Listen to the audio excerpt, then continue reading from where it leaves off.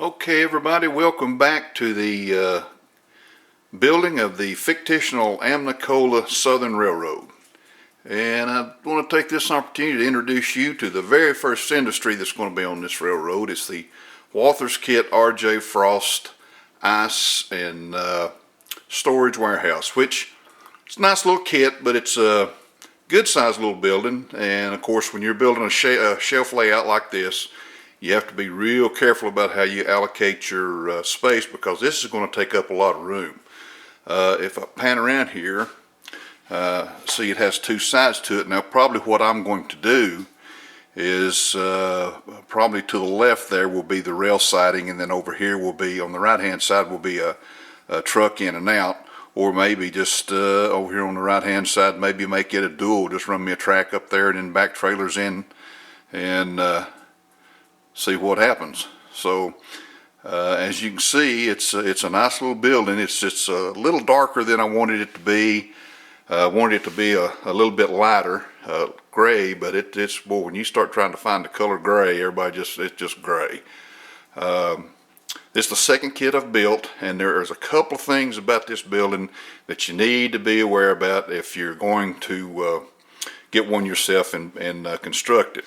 And that is right here. Let me focus in and hopefully I can zoom in. If you can see this little ridge right here, I'm going to shake a little bit.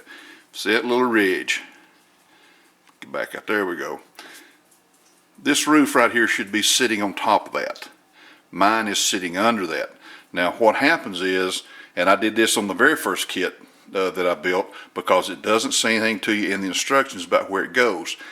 It is going to be probably about 1/16 of an inch too short or too low when you run a rail under it, and I'm going to have to elevate the building. Otherwise, the rail cars are going to kind of will hit the end of this right here, so I'll have to elevate the building some to make clearance for the rail cars to come under that.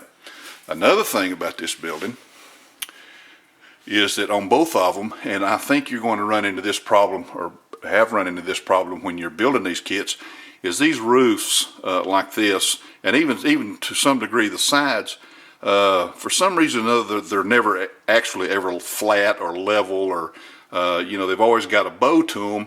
And when I built this kit, this right here, there we go, see right in there, when you put this little thing up here, there was a gap between there that was probably about close to about an eighth to almost to a quarter of an inch in some places.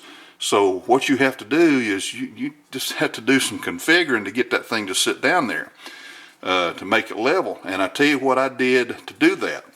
If we pan right here a little bit, if you see these little puppies, these little babies right here are made by Irwin quick grip tools, and they come in handy for doing things like this, because I can hold that roof together with that and pull it up square, and those little yellow things there are padded, so they're not going to scar up your plastic or your paint job or anything, and it's just like having a couple of extra sets of hands around. So I would suggest get you a couple of sets of these. They come in pairs of 2. They're not very expensive, but boy, they are very handy to have around when you want to hold parts together while the glue dries. Back over here to the building, as you can see now, we haven't, I've still got the cooling tower to install, haven't done that yet.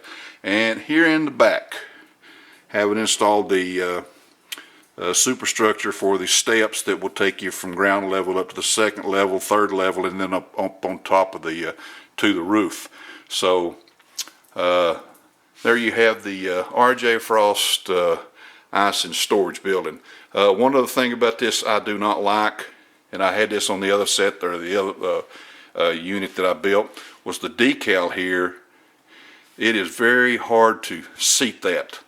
You can't hardly tell it here, but even with the microsol and the products they use, that will not seat there real well, and it just leaves a little gap there between this ridge right here, and if you're not too careful, the decal will break up on you. So I would caution you about being real careful when you do that.